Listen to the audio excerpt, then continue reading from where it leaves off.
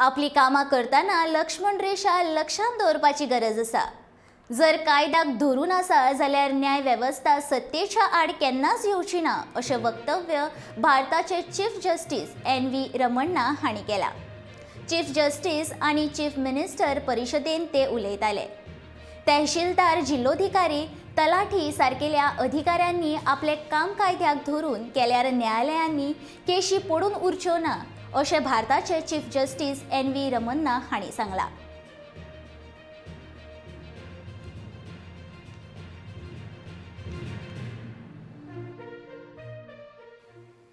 While discharging our duties, we all must be mindful of the Lakshaman Rekha.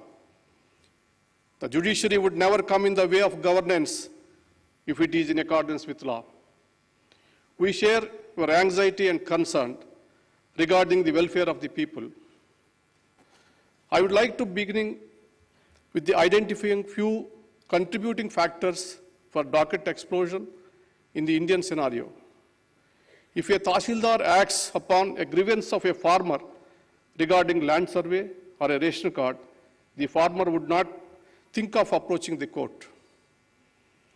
If a municipal authority or a Gram Panchayat discharges its duty properly, the citizens need not look to courts. If revenue authorities acquire land through due process of law, the courts would not be burdened by land disputes. Apparently, these cases account to 66% of pendency.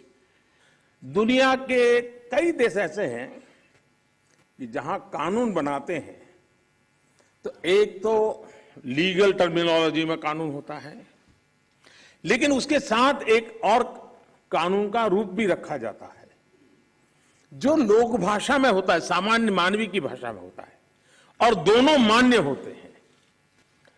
और उसके कारण सामान्य मानवी को कानूनी चीजों को समझने में न्याय के दरवाजे खटखटाने की जरूरत नहीं पड़ती है।